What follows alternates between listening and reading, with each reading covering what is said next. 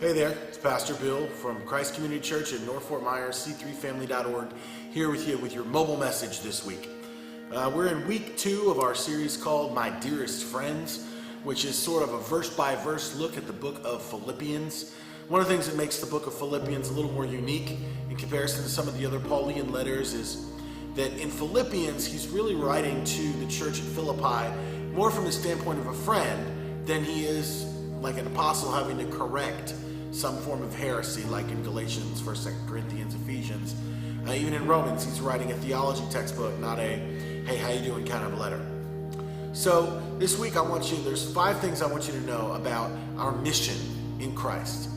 The first is that our joint mission in Christ is about Christ, and it's not about us. Paul urges us to realize that as long as we're living this life, we are going to live this life for Christ. He said, as long as I live, I will live for Christ. There's no higher calling. There's no better reason for a Christian, or really for anyone for that matter, but especially for a Christian, to live their life with a purpose and understanding than there is to live it for Jesus and not for ourselves. Second thing I want you to know about our mission in Christ, however, is in order to have that view and to live that life that honors Christ and brings glory to Christ, it is going to take our total commitment. Paul goes on to say that if he is going to live for Christ, he will live for Christ. But to die would be better by far because he could be with Jesus. However, as long as I'm going to live, he says, as long as I'm going to live, this will mean fruitful labor or fruitful work for me. But whether I live or I die, I want my life to bring honor to Christ. Paul fully understood that whether he lived or he died, his job was to bring honor to Christ.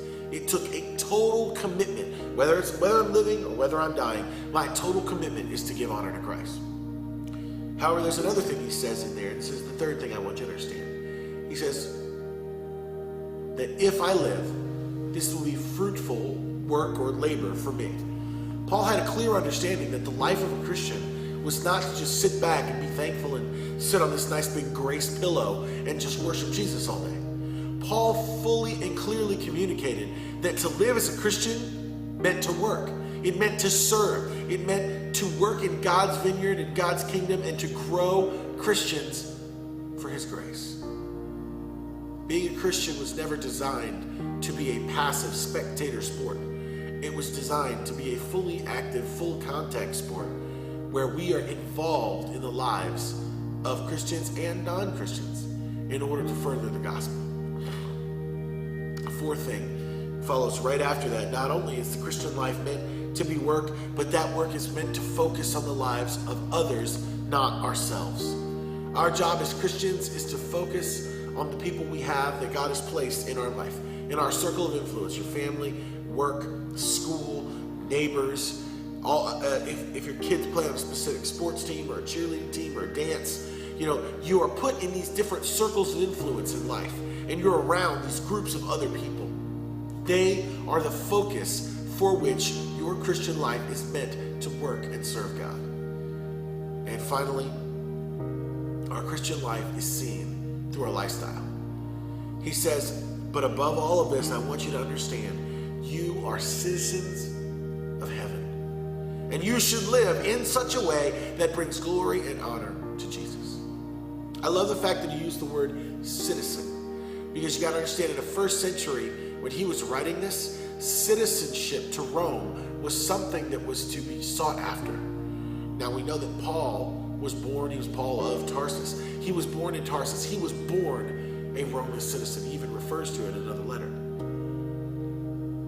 But not everybody got the opportunity to be born as a Roman citizen. Some people had to earn it. One of the ways you could earn citizenship in first century Rome was to serve in the military. And by so you would earn citizenship. And Paul is saying, you are already citizens of heaven. So live in such a manner to bring glory and honor to God. That is the point of our joint mission in Christ, is that we are to live as citizens of heaven, and we are to reach out and naturalize as many non-citizens as possible. I hope you're doing great this week. I hope things are going well for you. As always, if you need something, if we can pray for you, if we can minister, if we can help you in any way, please go to our website, c3family.org. At the very bottom of the first page, there's a link to email our church office. I hope you're having a great week. We'll see you next time.